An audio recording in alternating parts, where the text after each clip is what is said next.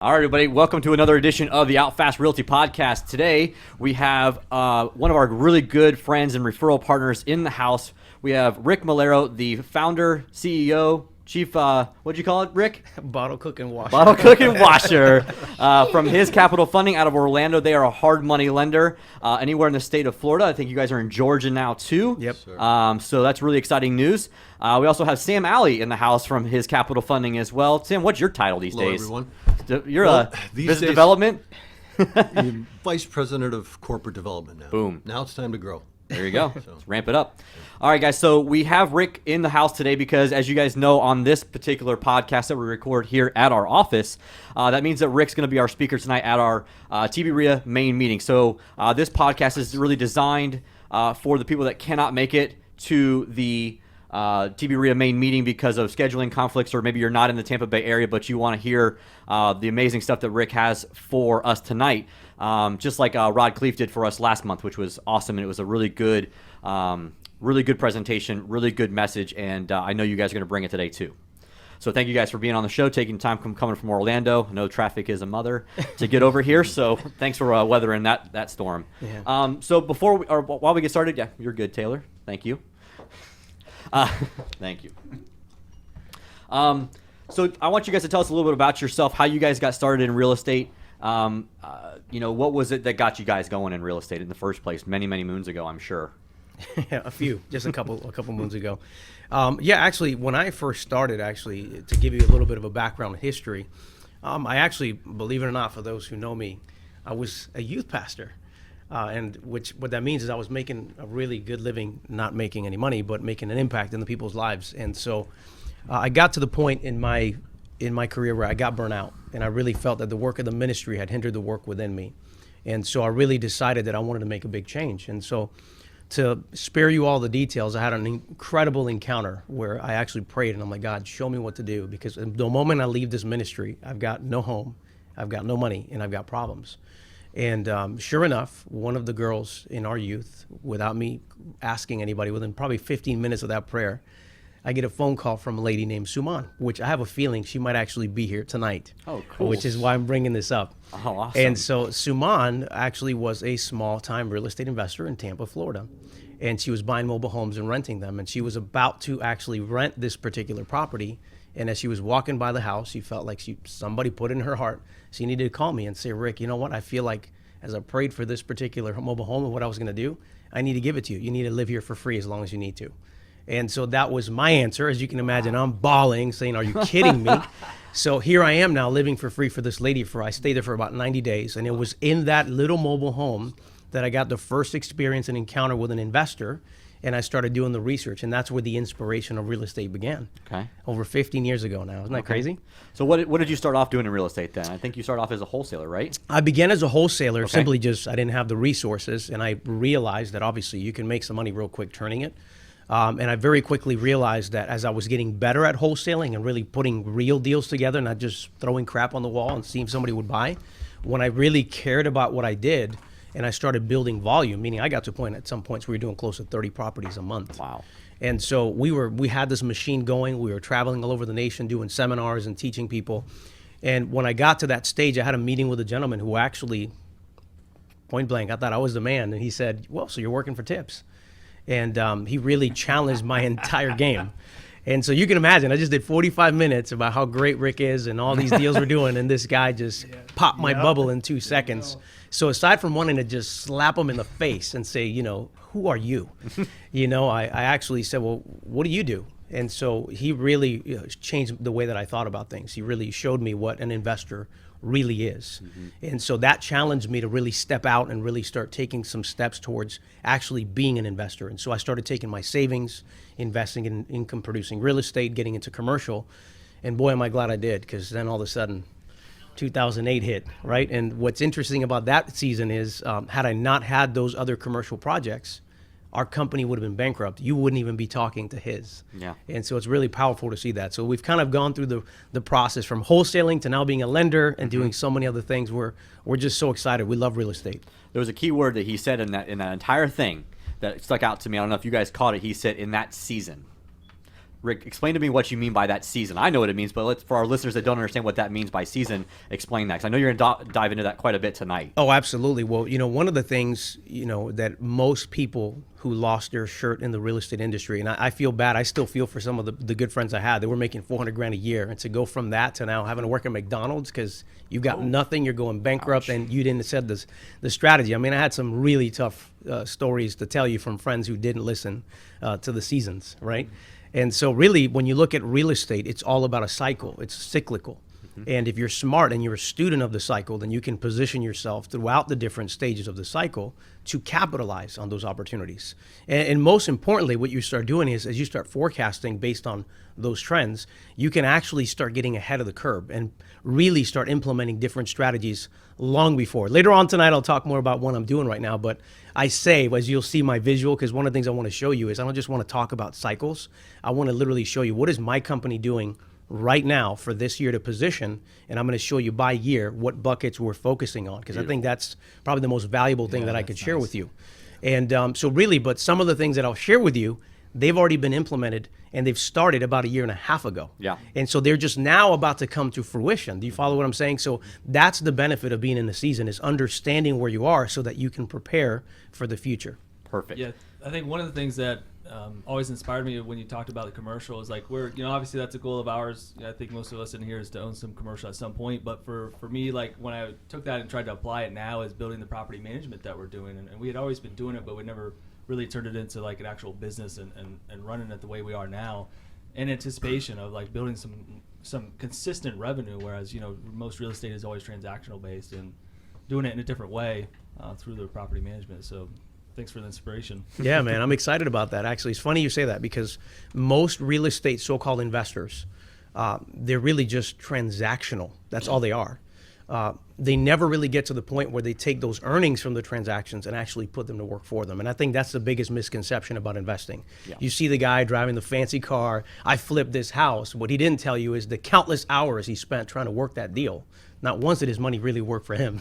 Guilty. Hey, I've been there too, right? I get it. But at some point, I'm glad to hear you're transitioning to develop that passive cash flow, because ultimately that is where financial freedom comes from. Sure. And all of the most successful guys that I've worked with, when they've sat to work with me, and I mean some of the guys we work with, the billionaires, and when you're sitting with them, the perspective, the knowledge that they have, they don't care about what kind of returns. If you come there and you say, what a great return, I have a 50% return, they actually back off. Because the number one thing in real estate investments is my money secured? That's the first thing. Then when we get past that, we'll talk what the yield is. But a lot of guys totally, they just don't get it because they think it's the fancy cars, the Instagram nation pictures. And the reality is most of those guys, when they come to me for funding, I can't even fund them. Because when I look at their bank statements, they don't even have enough reserves for 3 months. So that's to give you a little perspective. So I'm glad you're looking at that. Yeah, for sure. So Sam, we don't want to neglect you over there. I want to hear your story, how you got into real estate. No, that's a train wreck. Let's hear it. That's exactly, we got to hear it now. No, for me, actually, guys, I spent 20 plus years in the collection and private investigation field. So right about the time of the crash, it was a good opportunity for me to jump into short sale negotiations. Okay. I trained a lot of collectors in and around the Chicagoland area, so it was a natural, if I train these guys, and if I'm doing short sales, that means I'm negotiating with kids I trained, so maybe I got a shot at doing something here. So it was kind of a different entree point in for me, but I also ran into stumbling blocks because there are just too many people out there that I couldn't help. But it wasn't because I couldn't help them. It was because they didn't want to be helped or know how to be helped. So that was kind of demoralizing, really. I mean, for sure. The first time I walked away from a homeowner saying, you know what, I'm just going to leave because you haven't followed what I've asked you to do, I must have got back in and out of that car 3 or 4 times to walk back up and say, man, I can't leave them, But my wife also pointed out that, she noticed these little things in our checking account about these trips to the grocery store, Jewel, and what have you. She goes, well, you never come home with any groceries, so what the heck? I was buying them for a lot of the people that I was sitting down talking to because I felt like I got to help. But really what took place after that was I know that real estate was the right venue for me. I just didn't know what seat on the bus, as we say around the office, where the heck do I fit?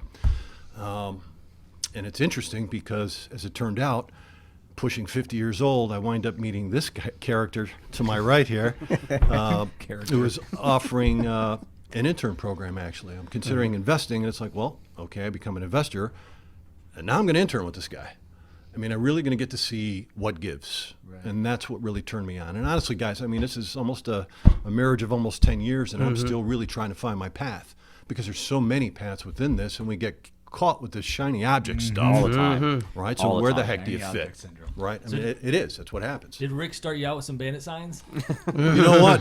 Actually, I probably would have told him there's no way in heck that's going to happen, right? But now, 10 years fast forward, as we're bringing up a new regime of guys, it's those fundamental strategies, and it's just like anything else. I'm an old ball player, and if you follow the fundamentals, you've got a shot. Yeah. Yep. Right? It's not going to guarantee you, but you're going to give yourself a shot to come back and play again tomorrow. So, and those are the things that we just don't.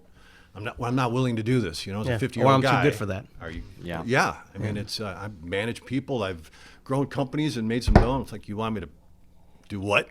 Right? I mean, that's tough. but Yeah. it's where you got to start. You don't start at the top. Nobody I know, all right, Michael Jordan, Muhammad Ali, all those guys, they weren't great always. They worked at it. Right. And it was that coming back day in and day out. So Yeah, a it's- good example of that is, it's a movie, but The Karate Kid. Yeah. Having him do the absolute most mundane, ridiculous things that he didn't understand at the time. Yeah. Even before the wax on, wax off part. Yeah. He was having him do like the most mundane stuff to get him in the mindset that Right. you're no better than anybody else out there and that you've got to start at the very, very bottom. And dude, that's funny that you say that, because the internship program that Rick and his team were running at the time, that's exactly what the 24 of us that were involved in it absolutely thought. Why the heck are we doing these things? And it was the same thing that when those of us that graduated ran the next internship, it's like I got to see it through their eyes, right? Yeah. It's like, wow, that's exactly what I was saying, right where you're at. But when you get through all of that, there were 36 that we selected, and there's only one that made it out I of was that. going to say, how many people made it Yeah. through of the 24? 1 out of 36. Out of the 24 was 2, and then the following Yeah. term was 1. Yep. Not I like surprised that. at all. But Yeah. he's still with us, though. Oh, Yeah. really? That's the cool thing about this. The ones right? who stuck actually are part of literally awesome. a powerful tool Alberta. of the business. Yeah, I figured Alberta had to be one He's of those. another one. Yeah. Yep. That's amazing. So, let's talk a little about that statistic that we just said. 24-1. That's terrible, right? It's horrific. So, it is horrific. I love And hearing that, because that means if you got Opportunity. it, you earned it. Yeah, that's it. That's That's damn it. straight. But what I want to talk about, though, is that people that go take seminars and they go or they come to TB-RIA or they come to work with us and they don't make it, whose fault is it usually? Is it the person that educated them or pointed them in the right direction, or is it the person that didn't take the right amount of action? It's all about action, guys. Bingo. And I hate that. I hate that. 100% I agree with that. Actually, that's why my daughter Kaylee's here, right? Boom. Because she's being Our immersed in super this. special She's guest. she's a multi-millionaire in training right now, right? And I'll tell you a story later of what she is sharp, man. That's why she's here today. We're really gonna get her to the next level. But in fact, when you talked about the Karate Kid, you remember when we were in Canada just recently, we were watching the movie, and I had a chance after all these years. I'm like, wow, these graphics suck. Right? Well, wow.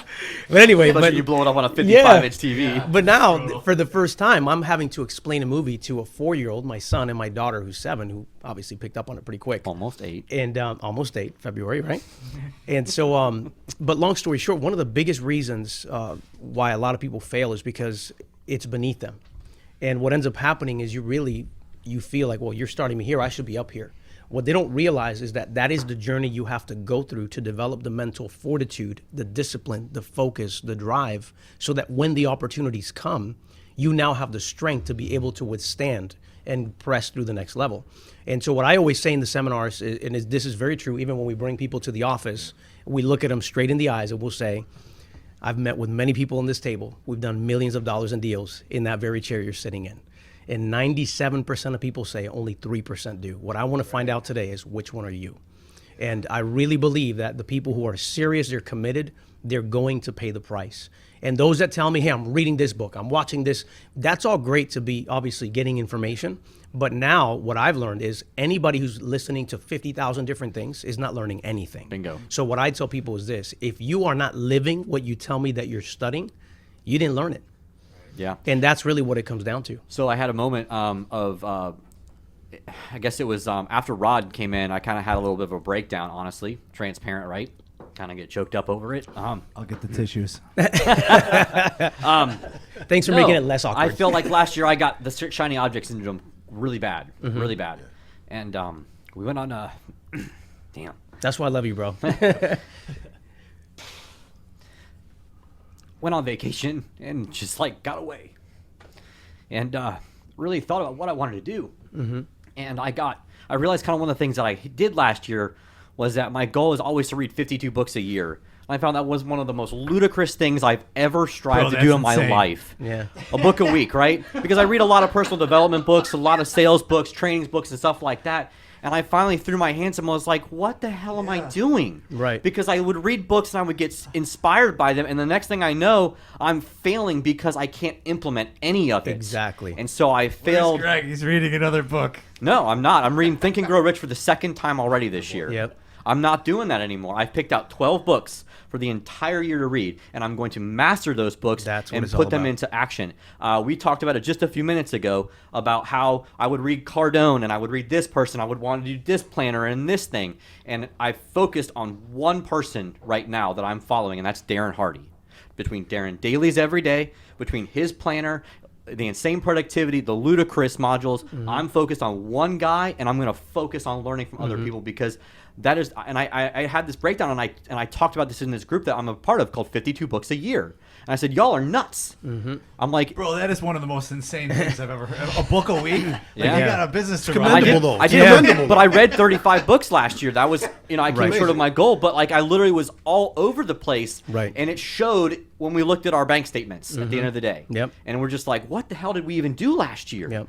And so we are Reading. like at least I'm ultra focused on one thing this year, and that is basically learning from Darren Hardy and a very select few people out there that have been there, done that. Tony Robbins, Napoleon Hill, John Maxwell, and those guys, stuff like that. So, sorry I got a little No, man. I love there it. for you, but thank it you is what for it is. That guy right there, man. Thanks for being straightforward. And one of the things that I want to say about that is, I don't know if you remember, Sam, we had a guy come to the office, really sharp guy, very eloquent. Probably everybody would have hired him. And as he started talking for 45 minutes about what he knows, and I mean, most people would have hired this guy because he just said the right things. He looked the part. And so he's like, whoa, and I've heard of you. You're a successful guy. And so I'm like, oh, whatever, thanks. And so I stayed quiet because in my spirit, I knew that's the problem with that. You start getting puffed up with knowledge, but applied knowledge is where the power Right. is. Knowledge has nothing to do with it until you apply it. And so at the end, he says, well, could you give me some advice? And I said, yes, grab every book you just referenced and throw it burn away. the hell out of it. Yeah. Burn it. You remember that one? And Burn it. I not only remember that, man, I was just engaging with him on Facebook today. Oh, were you? Yeah, and I don't want to use his name, but it's all right. I mean, it's just, So I told him, That's what I always say, too. Like, you can watch, when you have to actually apply stuff, too, that's where you figure out who knows what. You can watch 1,000,001 videos, like, on how to change your brakes on YouTube. Yeah. Go out and try to do it. Yeah. And then when one little hiccup happens, and you don't know how to troubleshoot Yep. because you really have no actual experience, now we figured out. now you know why that guy got paid the big Yes. bucks. Exactly. Yep, absolutely. And so that's what we told him. And obviously, we ultimately didn't work with him. And I said, when you go home, burn every freaking book and start doing one thing. And you'll be amazed at how all of a sudden, within a couple of years, you'll be at a whole new level just because you removed all the clutter, all of the distraction, and you really focus on mastering your craft. And that's really what this is all Outfast about. Realty bonfire. There it is, Yeah. man. That's it. Celebration at the That's end it, Go look at my man. bookshelf in there. I have like 100 books on that shelf. It's not the way to do it. Yeah. Jeremy and I were talking a few minutes ago about everybody that shows up for the events, right? Every month. You see the same faces. Now, for a couple of years, I've been coming back and forth for a couple of years, right? I see some of the same people that haven't taken a step forward yet, but they're there just hanging out. Yeah. Right? And it's that same example. There's going to be 2 or 3 or 4 in the room. When I was in Chicago last month, I went to an event, and the speaker was my friend, so we kind of did a little funny, taking a cue from Rick. We took 97 seats, put them on one side of the room. We put 3 seats on the other side of the room. And we had 3 people sitting there. And as we're talking through the course of the afternoon, we said, now everybody's wondering what's up with the separation. I said, that's going to tell you there's going to be 3 of you that walk out, maybe 3 of you that walk out of this room that are going to do something with the information that you learned tonight. The rest of you, just wasted an hour I and a might half have to of do your that time. tonight. Call the Godfrey Hotel right now, Taylor. I'm dead serious. Call the Godfrey Hotel and tell them to change the room. 97 on one side and 3 on the other. Please, Yeah. I'm telling have you. them do it right now. But I'm dead FYI, serious. one of those is this You know this what, little though? girl right here is going to sit in one of those. It feels good just to go to the seminar, though. You know, like you just sign up for a 97 gym, chairs on one you automatically feel better. Like, man, I'm gonna get it. It is. I mean, Mentally, it's, you're there. It it's- feels good. And then Yeah. you're like, Yeah. yeah, I'll go tomorrow. you know what? It's that pain point, man. I mean, is. really, if the pain's not driving you enough to want to change it, right? We're Yeah. not going to do it. And Yep. some of us never figure that out. Some of us get too late before it's like the light bulb comes on. I mean, I fell into that category as well. I was comfortable in my life for a long time, and then all of a sudden a shift happens. It's like, oh, did not see that coming. I Yep. thought the gravy was going to come forever. So that's what happens. Transitions. There it is, Absolutely, man. man. That's the shift. That's what's going to make a difference this year. Yeah. And I think you'll see it. Like we simplified. I mean, the Bingo. premise of the actually when I was coming here, just so that you guys know. So this is almost like Okay. I'm saying it before it happens, and you'll see what happens. So the last couple of years, even the last year when I came here, I'm just following my heart when I really feel like I'm being led to do something that's completely crazy or out of the norm. And so last year I was preparing for the forecast, and like my whole script changed. I felt like, nope, you need to talk about Joseph. And I'm like, I am not going to a secular place and I'm going to bring up some Bible story. This is nuts. But I did it, and it was incredible. I really had a great time. I still get feedback from that one event last year. Yeah. This year, I was preparing for the forecast. We have a 40-page report our economist did. I had it all ready, and I felt like, no, scrap it. Like, Yeah. we're not even going to talk about it. You're going to focus on, it doesn't matter what's going on in the market. What matters is, what are you going to do right now in order to position yourself? So literally, we're going to simplify it. It's going to be earn it, save it, and invest it. And if you do those 3 things, I guarantee you'll be successful in the real estate market 2019. And so I'm telling you, it's going to be fun. We're going to shift some stuff. And there's one little story in the end that I believe is for at least one person in that room that I literally couldn't even sleep last night because it literally popped up and I had to change my presentation. So Yeah, like last I'm time excited. it was like, just you get people tears at the end with like the stories and the way you talk. And there wasn't there one presentation where like he spoke just briefly at the end. Was that last year, January? No. The previous one. It was the previous one. You, like someone did a long presentation, then Rick came in for like a couple minutes at the end and just crushed it. That was actually 3 years ago. That was 3 3. years ago It's been a while. at the Holiday Inn. Yeah. But So, yeah. so let me ask you this. You said you got started with the wholesaling thing. Yep. And that always interests me because that's something that, like you said, you don't have a lot of resources. You just go out. It's a straight hustle game for the most part.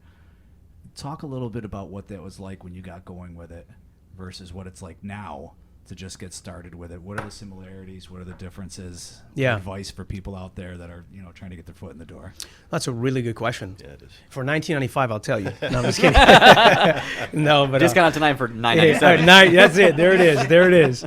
But actually, no. So really, what's interesting about this particular market climate, maybe it's not a peak growth market, but we're still in a growth cycle right now, which is actually around close to anyway where I was when I first got started. What didn't exist back then was the technology that we currently have right now. I mean, when I tell you that I had to work my butt off knocking on doors and getting deals, that part of the hustle of acquisition, I mean, you really have to hustle right now, especially in today's market, because there's so many people marketing. There's so many people out there that if you don't get out there and get that opportunity, it's gone, right? There's too many competitors. And I had that. I mean, I actually kind of look like, no pun intended for anybody else, don't want to disrespect anyone, but I kind of look like a Jehovah's Witness. Going there, knocking on the door, hey, I know you're in done that. foreclosure. I don't know how to make this clear, but I'm here to help you, right? And so, but it was that hustle really that got me going. But what really changed the game for me, and I think this is something that should really, if you're a wholesaler, you should really pay attention. A lot of wholesalers are looking to make 20, 30 grand right now, just kill it in one deal. What changed the game for me completely was when I started putting myself in the shoes of my end buyer, which is an investor. And I said, how would I feel if John Smith over here, this investor, gave me the property, I bought it, I went through all of the hassle, paid all the interest payments and everything else, and when I sell the property, I make less money than the guy who sold it to me in the first place. And the moment that shifted for me, I created a value proposition for those investors. I started actually studying, how can I add value to the investor? And what's interesting is I got to the place where I would, back then again, now we have the tools, you hit a button and it's all incredible. Well, back then I would have a spreadsheet and print it out, and I would have my analysis, and here's a 5-year projection for cash flow. I'd go to property managers and get a rental analysis from them with a quote. Contracts, I mean, it was a full-on package. I'd go there with a folder and hand it to them and start teaching them why I did that. And I would even tell them, here's what I'm going to charge you for it. And my range never went past $7,000. But what I found by doing that was from $5,000 to $7,000 on a deal is that these guys kept coming back. Right. And it got to the point that I built so much trust, this is no joke, that I would do a webinar. I didn't even have to talk to them anymore at this point. I would do a webinar and I would say, guys, I'm going to go and I'm going to negotiate a project that I'm working on right now. We'll probably have 20, 30 properties by the time we're done. And this is how I moved from like 2 or 3 baby deals, struggling, to literally have 30 deals in one day sell. And what I would say is, you guys know what I'm about. You know what we're going to represent at this stage. But because I had been doing this consistently for so long, by the time we got to that stage, no joke, I would say, I need you guys to send an earnest money deposit with an actual agreement that we put together. And people would wire earnest money deposit with a signed agreement with no address. Jeez. Just because they knew you were bringing the... They knew that when Rick says he's going to do this, it's such a turnkey solution that I trust Rick. I'm going to give him my money. And so because of that structure, while all these little, I call them donkeys, are running around trying to, make 30 grand on a deal, I would just make a phone call and say, guys, this is coming, send your wires. And literally, one of the best things was, I'll never forget this, I was on a conference call on a webinar, running late, because we were in a meeting. And so I jump in, I'm talking to them, I talked about the situation. I said, everybody just send me an email so that I can at least contact the title company and let them know that these are the ones that are going to happen. And literally one after another. We sold 23 properties without an address in one call in less than 30 minutes that I was running late. That's what changed You the guys game. taking notes over there? That's what changed the game. So that's Interesting. and if you look at what we've done with raising capital, I mean, right now we're looking to deploy $50 million just in the private lending sector in Florida alone. Jeez. Right? So look at the difference, right? So now as a lender, why do institutions that are having billions of dollars raised, why do they want to work with us? Same thing, because we've already duplicated our system. We put them first, we protect them, we put together the right structure, and next thing you know, they're just like, here, give me, here's more, help me. And that goes back to a very simple fundamental that people forget. If you're a good steward with little, you'll be entrusted with much. But if you're a bad steward with the little, even that will be taken from you. And that's what I think most people don't want to hear, because they want the I'm getting rich overnight, and it takes time to build that kind of system. Very good. Yep. Damn. Yeah. That's funny. Yeah, You got that, Tony? the webinar model always fascinated me. Yeah. I think that it's. I was just talking with somebody on my way over here actually, and he's in the financial sector. But I said the webinar thing. If you have great communication skills, you're a decent looking human being and all of that, you kind of got a leg up on people. I guess you're screwed. In that regards. Yeah, well, I'm on he podcast. feels You know what, man? For a reason here. Okay, so is that the only thing that you've done with like talk a little bit about the webinar thing in terms of what it is you guys do, and because that's a webinar is something that anybody listening could try to put together themselves as well. Yes. And what are you seeing with that? If there's somebody trying to get their foot in the door with that. Yeah. So, I mean, what I tell people is, number one, you have to start building the demand, right? You have to develop the relationship and start qualifying those people. And then as you refine that list of people that look like their potential, then you start focusing on just developing a relationship with them. Because in this business, when you're talking money, it's all about a relationship. It's either I trust you and I'll work with you, or I'm just going to use you for what I want, and that's it. Right. And so, you could use the GoToWebinar stuff, like traditional stuff, and just set it up, have a presentation, have a Q&A. I've even done some presentations even in Japan, where I'm actually in Google Hangouts. And I'm just video chatting with people. We're having a conversation. We share our screen. So it doesn't have to be extremely sophisticated. What's important is that you position the presentation to walk them through what is your process, what they can expect from you, what are your standards, and then you question them in the beginning until you have that in place. What else would you want to see? Because we're constantly improving. And so we found that that's a way. Yeah. That's a way to engage your client. And they'll tell you, here's what I want to buy. Okay, perfect. Then let's walk through that, right? And to give you perspective, you never quit. Like, we're doing business right now. I'm so grateful and thankful that we made a lot of changes this year. There's even bigger changes than ever. But the reality is, if I want to retire, I can. And that's an awesome statement to make. Wow. I don't think I could ever do that because I'm so crazy about what I do. But at the same time. And that's why I'm bringing my daughter these things, because she's the next gen. I got to pour into her right now. She's got to be ahead of everybody else. She can be the one on front of this. That's it, man. Yep. That's it. She says, I own it. That's what she's going to say.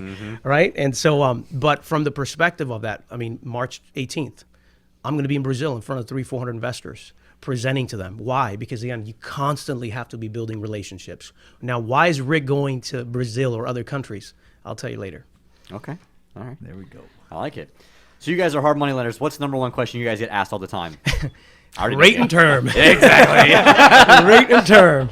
Right. So how do you guys do that? Because obviously there's a process to that. So explain to you as a hard money lender how you evaluate how you're going to lend money. Yeah, so what's interesting about us, and this is a really important point to make, there's a lot of lenders right now that are coming in out of the woodwork. Yeah, they're really brokers, is what they are. You know, they've basically gotten to a place now where they're brokering business. A lot of the big hedge funds right now are parking their cash in private sector because you can get a pretty good yield with a short-term period of time while they're waiting for the massive whale to come back, which is basically the non-QM product, which ultimately they can securitize and do it in the billions instead of hundreds of millions. And so there's a lot of guys out there that are just checking the box. And so what we look at is we actually have the capital. So can we play at lower rates and different terms? Yeah, because we also have those banks that come to us to buy it from us. The difference is, and this is what I don't agree with, my philosophy isn't I'm going to sell you the very best terms that you may be able to get. And that's what a lot of private lenders do right now, or hard money lenders. They'll say, oh yeah, starting at X rate with just 2 points, and here's the thing. But when you get to the deal and you actually analyze it, last minute, they have to change your loan amount because those core fundamentals in the box never fit your deal in the first place. But you were so naive as a regular investor that you thought, well, he said, I'm going to get 90% of purchase, 100% of the rehab budget. But you didn't look at your own deal to say, yes, but it's subject to evaluation. And this valuation would never make 65% of ARV or 70% of ARV in the first place. Haven't seen those deals in a long time. Right. So when you look at the model, when I talk to a guy, say you want 90 and 100, we've got it if you got the experience. But the reality is, can your deal justify it? And the reality is no. So I don't work that way. So what I would rather do is let me analyze the deal with you and let my team tell you, hey, this is a good deal. And based on this, we're probably going to do this. And sometimes it may not be as aggressive, but the reality is 9 out of 10, we don't really have those kind of hiccups. And if there's an issue with value, we challenge it head on. And so I think that's the difference, and that's how we deal with it. When a guy tells me, well, I want the lowest rate, 9 out of 10, when I say, okay, that's great, I'll be happy to give you the very best rate that we can give you. The question is, though, how bankable are you? Right. And then, well, when I look at your credit, what am I going to find? When I do my background check, how many felonies am I going to find? Right? And so you will be amazed how many times somebody comes demanding in my office about something, and by the time we actually do our discussion, the guy's like, oh, man, 12% is perfect. I'll put 30% down. Just don't look. Right? So that's how we deal with it. Exactly. That's why I wanted you to answer that question that way, because I knew that was how you're going to answer it. But it's one of those. It's that thing that the loudest guy in the room is usually the weakest one in the room. Absolutely, it's true. 100%. I'm sure you guys see that all day, every day, because hard money lenders are. I don't know who is watching or listening to this podcast has been to a real estate big guru seminar.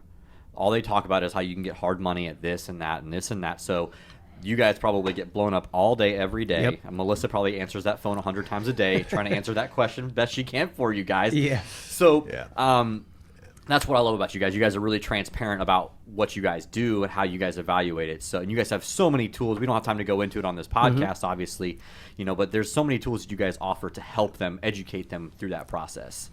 Yeah, absolutely. It's really cool. I think the point, Greg, really in a lot of ways, and we do get a lot of calls, and you can almost tell so-and-so was in town pitching their fix and flip program because the call that you get, hey, I'm looking to build a relationship with a lender. I mean, it's a script. I've got a team of private lenders backing me with gap funding. Absolutely. And I know the drill. I was there. I did that. Okay.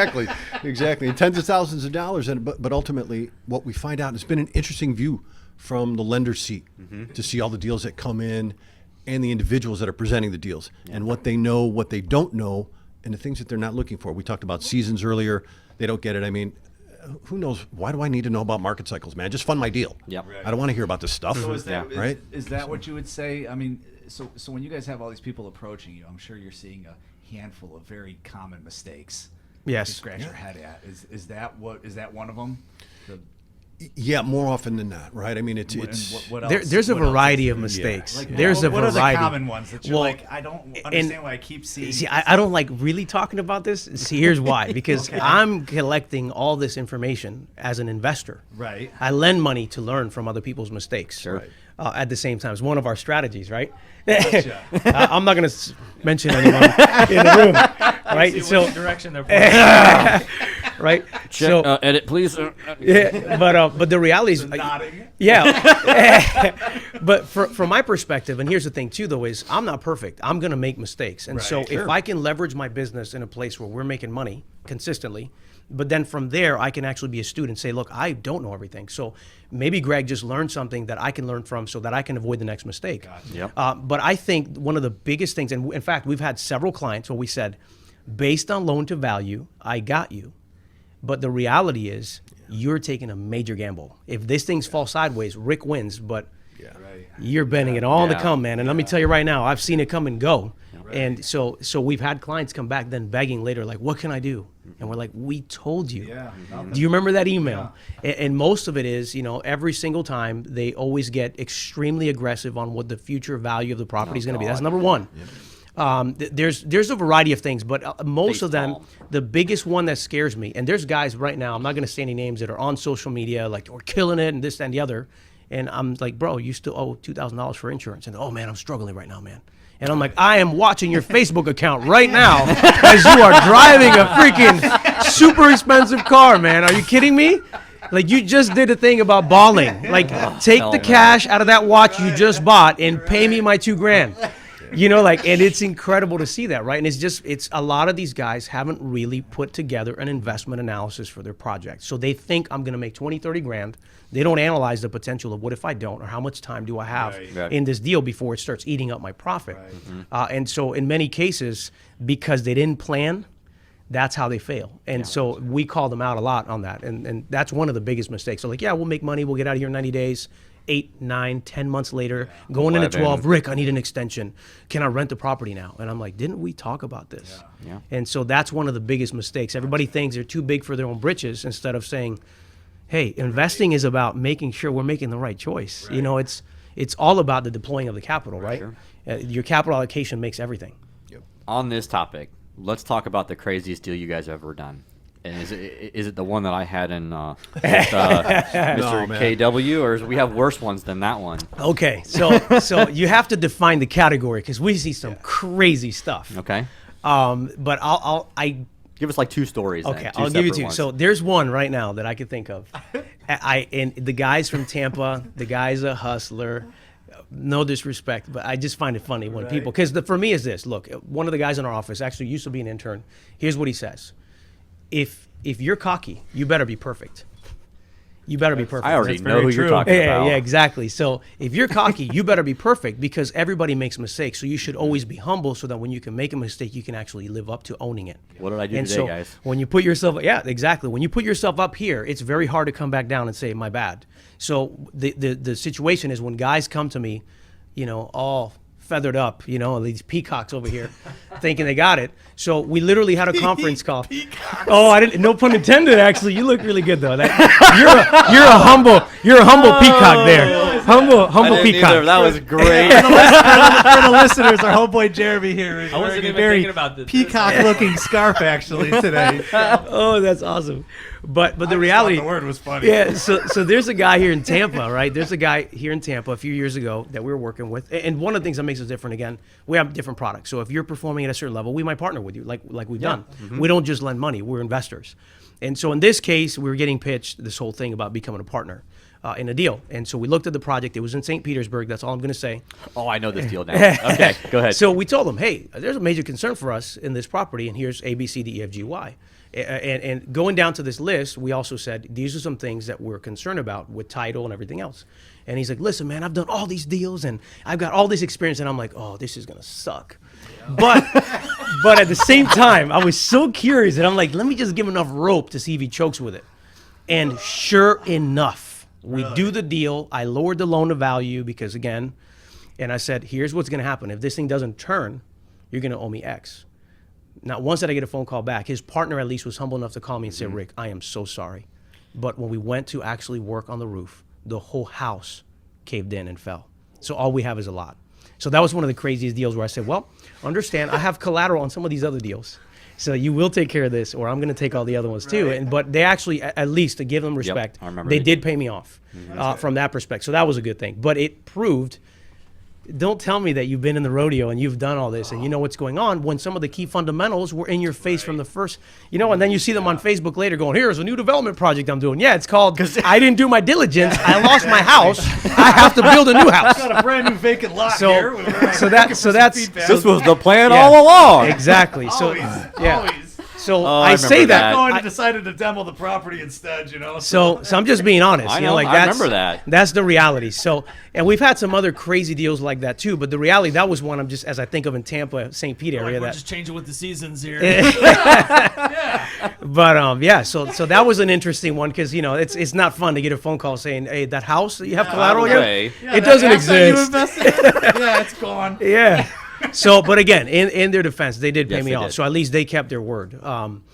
Another one, and this actually was a learning lesson for Rick. I had a borrower of mine that we've been working together for years. In fact, I think in 2012 alone, we did close to 120 properties together. So we had a great relationship before. Cause he changed some things, let's just say, and that's what really had us pause our investment with him.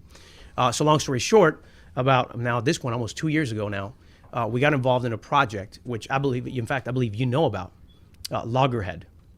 I believe is the name. Is it Loggerhead? I think it's. But anyway, it's in Brandon. It's a really nice area. Okay. Beautiful house community. I think, in fact, you guys may have had an email a while back with somebody trying to wholesale it. So I bent my rule twice. So this, shame on Rick. So now I'm going to make fun of Rick right now. So basically, because of the relationship, our analyst caught something with the market, and it's crazy because in the same exact subdivision, the value of this property was about $600,000. But for whatever reason, with the software we use, the heat map was saying there's something wrong within just across the street. Okay. And so we're like, how is that possible? It's the same gated community. I mean, everything's, and sure enough, if you're just one street over in this subdivision, your ARV is close to 450 with all the Oh, I comps. do know about this. You remember Yes, that one? I do now. Okay. So Yep. that was one. So I was going to luckily, be the buyer on that one, and I was like, wait a second. This doesn't make sense. That's why I remembered. You Yeah. know it. So, and I'm trying to bring everything to where you guys are here because I like real stuff here. So, Yeah. So here we are on this project, and I said, listen, honestly, I just don't feel comfortable. There's something shady going on, and I said you would have to probably reduce it by $105,000. Exactly what I said. So he went out, hit him upside the head, and somehow he comes back. Well, he did it. So I kind of had said I would do it. So then I kind of got stuck with saying, okay, well, I gave my word. I'm going to do this deal. But I still don't feel like there's something wrong with this deal. Yeah. And then afterwards, he's like, well, I'm just going to try to turn it and sell it. So why don't we do this? Since we're partnered, could you just, find ways to cut costs? So, you're technically an owner in this project, Rick. You have a mortgage recorded. Can we save money on the actual title insurance as a lender since we have owner's insurance? And that is a big no-no for me as a lender. And guess what did I do? A stupid Puerto Rican Rick learned a great lesson the first time in years. And my daughter, I love you. So what does Rick do? I'm like, you know what? I gave my word. Let's just get this thing done. Fine. Who cares? I got to deploy it. So we do this $350,000 project. I'm sorry, it was $320,000. Do the deal. I figured, who cares? We got insurance, right? Sure enough, it ends up being a scam. Oh, no. And the actual guy who initially owned the property with his wife stole the house from his wife because they were getting divorced. They forged a signature as they quit claimed the property to a lady or another guy, and that wholesaler sold it to us. We got title, but we got owner's title. We didn't get lender's title insurance. And so literally we lost $23,000 in principal and waited over 2 years, almost, or a year and a half actually. Oh, man. Till we're just now getting our money. It just went to court in December. And so if you can imagine, that was a major hurdle. So looking at it now, my attorney's like, Rick, why in the world did you break the cardinal rule here? This is lending 101. And I'm like, well, I wanted to help. And that's the reason why now I'm like, these are the fundamentals. you're not working Stick with him to them. anymore. It doesn't matter. No, we're not. What here's the thing. It's not that I won't, because what I've learned too over the years is you got to give people grace. Sure. Right? So what I tell them is, if you fix this and you show me your character, we're going to be doing business, because at least in some of these cases, some of these scars that you How develop, people handle the mistake. that's is very more telling important. A lot of times. Exactly. So for me, there's guys I've worked with who actually screwed up, But in this scenario, I said, it's on you. Let's find out what happens. So we'll see. If I get that 23 grand back, we may be back in business, but now with a whole new set of guidelines specifically geared towards this. So that was a lesson. That was Rick's mistake. I should have known better. And sure enough, I felt like God just punished me. Like, yeah, you got cocky. Like, yeah, I'll just do it. Yeah, just do it and watch what happens. The one deal that I've ever done with no lender's insurance, and it's the one deal that gets the claim. What are the chances? So, Where are we at on time? Time to wrap up. Okay. Any announcements, Yeah, Greg? I got one more question for you guys, and we're gonna wrap it up. So, if for those that are listening, it's my favorite question I get to ask on my Flipping Real Estate Like the Pros podcast. What's the one thing you know now that you wish you knew when you started? oh man, that's a loaded question. I How know. much time we got? But what I would really say to people is this: when I first got into the industry, it was about I wanted to make something big. I really wanted to do something big with my life. And I thought that the only way to do it was to be the owner, to go build this monster empire. Looking back, there's two things that I would have shifted. Number one, I would have really defined what it means to be an investor, because I feel like I started backwards. I immediately walked in transactional, and it's hard to transition when you're stuck with day-to-day grind. Yeah. Had I been an investor, I would have said, here's the grind, and here's what I'm going to do with the profits from the grind. And over the next 2 years, here's the positive cash flow I'm going to build. That should have been the strategy. And then a monster empire doesn't matter, because when you're making 10 grand a month without doing anything, guess what? You're free to do whatever you want, as long as your cost of living doesn't exceed that $10,000. And so I wish I would have had that mentality going in from the start in order to do that. And the second part is, I wish that pride, I would tell myself, if I can go back, say, Rick, don't be proud and think that you have to be the entrepreneur. Looking at a couple opportunities I had, I should have literally, and this is me, I own a company. I should have literally aligned myself with a guy who already had a business back then, and it was in place. It was new, but it had opportunity. I should have went in there, doubled down on my value. I would have become a partner anyway. I guarantee it, because of the way I work, right? But at the end of the day, I would have bypassed 7 years of struggle building something to a whole new level when I could have built it inside of somebody else's model that they had already built. And that's something people don't teach. What I tell people is, if you really think about it, you can go into a vision that already exists, a business that's already working, and take it to a whole new level. And that value makes you invaluable to that company. And they make you a partner. They give you a whole division. So now you've bypassed 10 years of building a startup company, and you're able to leverage yourself and go to a whole new level with resources that you would have never had. So that's something I would have told myself, and I guarantee you, we would have been managing $500 million cash had I done that. Would you have listened though? Back then, no, right? No, but now, like looking at it from that perspective, I think that is the real key. And I have a few studs that have come to my office over the years that have actually done that, and I'm looking back, going, wow, how smart is that? I mean, here's this guy. I'm taking all the bullets, and this guy here has taken a whole division to a whole new level. He's a junior partner, but man, this guy's benefiting from all the credibility, all the things that we sacrifice for.